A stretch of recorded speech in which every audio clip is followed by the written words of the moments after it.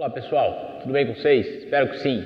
Eu vou falar para vocês hoje sobre o segundo reinado, especificamente sobre o café durante o segundo reinado. Então vamos lá. Primeiro tópico aqui, pessoal, roteiro do café. Então o café, ele nasce aqui no Brasil como uma planta ornamental. Ele era utilizado muito mais para enfeite, digamos assim, do que para consumo. Posteriormente, ele começa a ser utilizado a partir de um consumo doméstico. E só num terceiro momento é que ele ganha o rol aí das exportações. Que roteiro que ele vai percorrer aqui no Brasil? No final do século XVIII e início do XIX, o café está sendo produzido ao redor do Rio de Janeiro e Minas Gerais.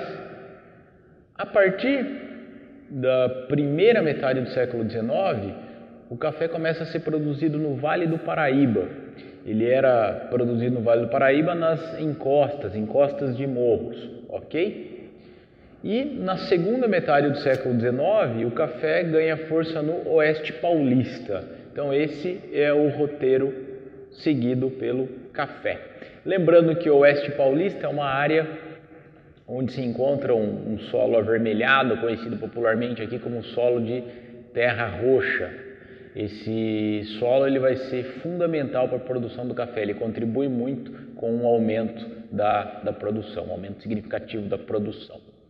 E por que de repente de uma planta ornamental, como eu mencionei para vocês, num primeiro momento, e num segundo momento um consumo doméstico, o café se torna o maior produto de exportação brasileiro?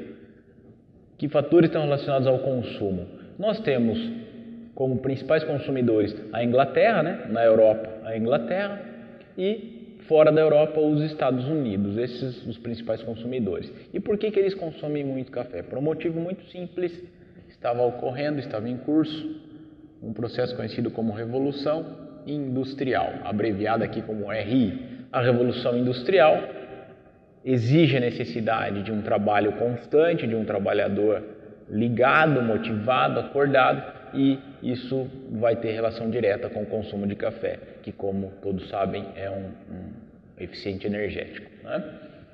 Então, infraestrutura e mudanças proporcionadas pelo café.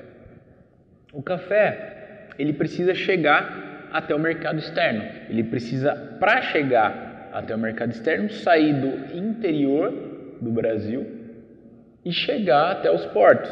Então, para isso, são construídas ferrovias. Grande parte da malha ferroviária brasileira é construída graças ao café ou em função do café. Depois, o café precisa chegar no mercado externo. Então, você tem o processo aí de modernização dos portos. A estrutura portuária do Brasil é ampliada e modernizada em função do café. É só pensarmos hoje que um dos principais portos do Brasil, se não o principal porto de Santos, e era o principal porto em que era escoado o café durante o segundo reinado. Os produtores de café começam a ganhar vultuosas quantias em dinheiro e já não vale mais a pena guardar o dinheiro no colchão. Então esses barões do café eles começam a ter a necessidade de guardar o dinheiro num local mais seguro ou mesmo fazer com que esse dinheiro gere outros recursos, ou seja, que esse dinheiro cresça, que esse dinheiro seja reinvestido.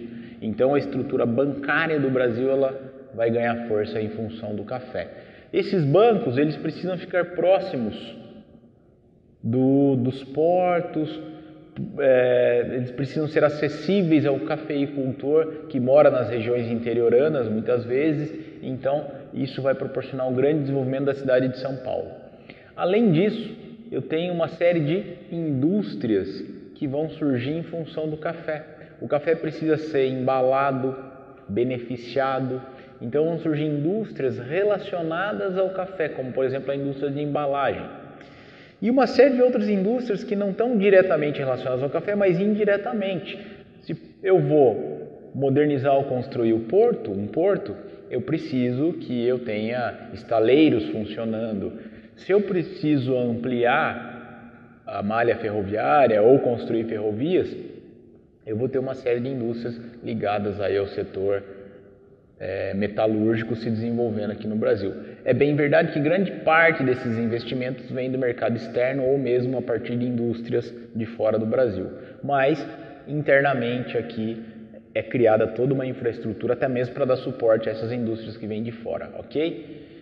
Uma outra grande mudança proporcionada pelo café é a questão da mão de obra, que estava já sendo questionada, né, o tráfico negreiro sendo questionado no Brasil desde 1850 pela lei Eusébio de Queiroz, uma pressão inglesa dos ingleses para o Brasil acabar com a escravidão ou ao menos com o tráfico, e o café acaba acelerando esse processo, já que o café ele precisa de mão de obra qualificada e ele acaba atraindo imigrantes para o Brasil, ok? Então, somando esses fatores, nós conseguimos ter aqui uma noção básica da importância do café no segundo reinado. Vou ficando por aqui, um grande abraço, até a próxima.